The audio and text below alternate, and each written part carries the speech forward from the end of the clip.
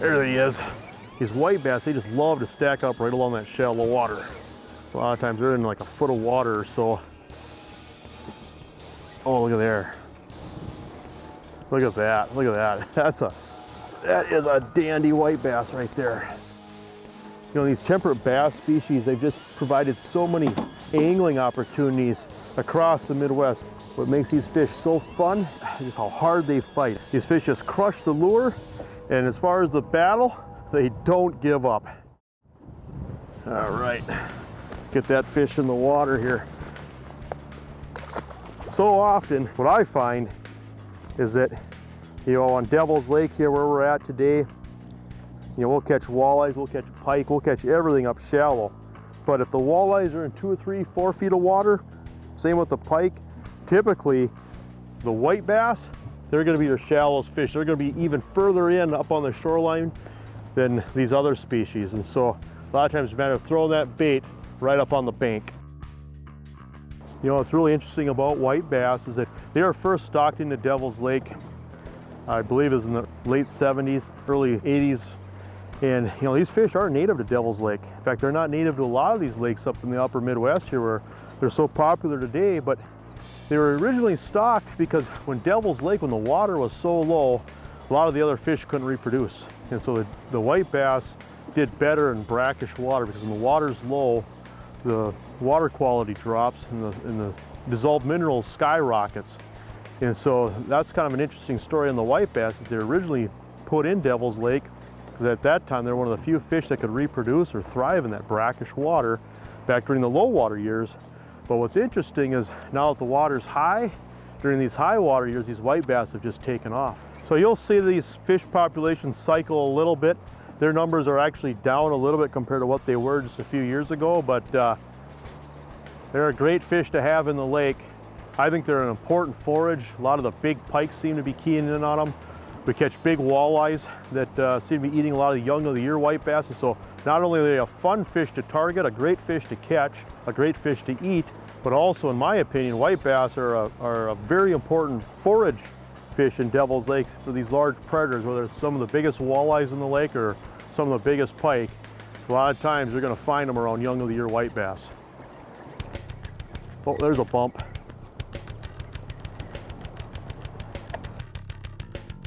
Oh, there he is. Oh, look at that, right next to the boat. There he is.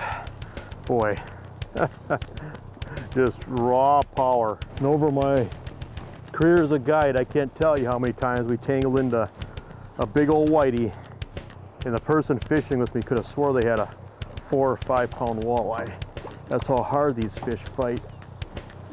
Come on up here. All right, another great white bass. So look how big these fish are.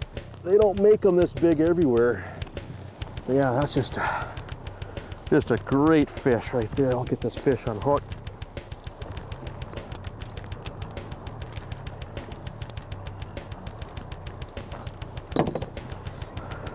That is a beautiful fish right there. One of my favorite fish. All right, what we're doing is, you know, you got to cast it. I mean, a lot of different lures will work for white bass. That's kind of the joke, is that sometimes it seems like you can catch them on just about anything, but we're making long casts here just so we can get this bait right up on the bank. That there's just a Samo 8F perch, it's called. It's a floating lure. It's got a wide profile on it. It's a phenomenal walleye lure and pike lure on Devil's Lake as well, but when these fish are in shallow water, less than 3 feet of water, here's one of my favorite lures right there. You know, these white bass, they're typically a schooling fish.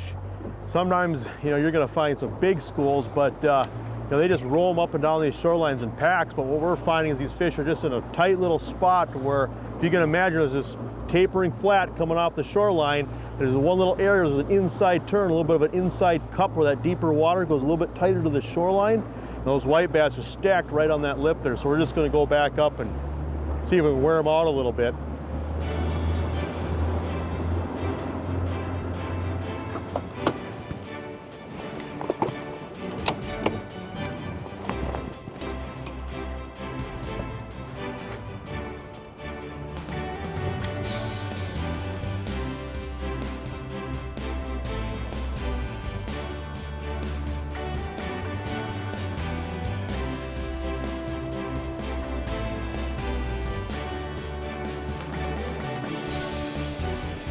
Oh, here comes some. Oh, there's the fish. That fish hit it right at the boat. That is cool. There's three fish that followed that lure in, and just when I was about ready to bring that lure up, this fish came up and grabbed it. There. Another great white bass. You know, these fish, these are big fish. When you start getting white bass over 3 pounds, they're a force to be reckoned with. On Devil's Lake here, you'll even see them approach that 4-pound range. You know, and besides Devil's Lake, obviously you have Wabae down in South Dakota. The Missouri River system produces some really nice white bass, but this is a great fishing opportunity. I mean, these fish just fight hard. That's why we're out here. I mean, it's just great fun. Thank you. That was fun. You know, early in the year like this, we're in the middle of May, water temperatures are just starting to creep up into the mid-50s. We're fishing a lot of sand, rock shorelines, gravel. These white bass, they're attracted to that hard bottom. What's interesting is that later on in the summertime, these white bass might leave these locations, but where you'll find them is on the inside edges of the weed beds.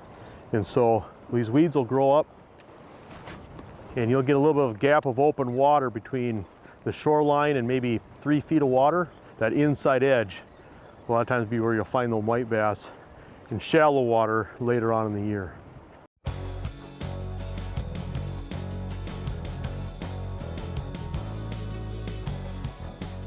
There he is. Look at that. As soon as I stopped it, that fish just drilled it. You know, sometimes it feels like those fish are in water barely deep enough to cover their backs. Fish is aggressive. Oh yeah, look at that. Look at that. A dandy white bass right there. Look at that. Oh my. Look at the belly on these fish. Unbelievable how the girth some of these fish get.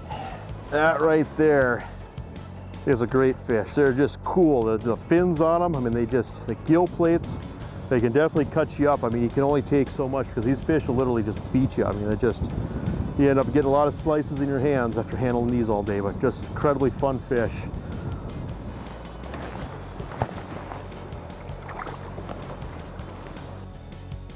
There's times where we'll catch fish on top waters even, or jigs and soft plastics. We're just using the shallow running crank here, but we're just basically casting and reeling it, but interrupting with a lot of stops, pauses, giving it a little bit of snap. Especially when you get it right up on that shoreline, just give it a snap right away just so you get that lure to settle and dive down a few inches. Then just give it some twitches, but a lot of times these fish will hit as soon as you twitch it or stop it.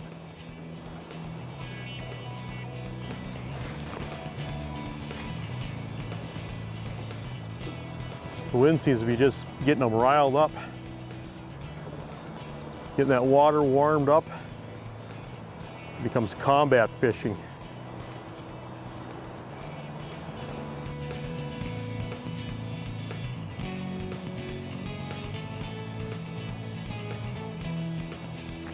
There he is. Oh, just their shape, they just resist a lot of water. Yeah, look at this. Come on up here. My hands are cut up. I just love this. You gotta do it every year. Just get your fix of fish. There we go. I'll show you. These fish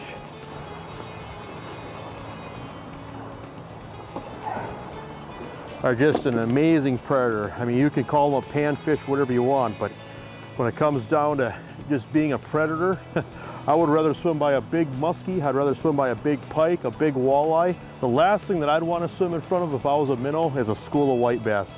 These guys right here.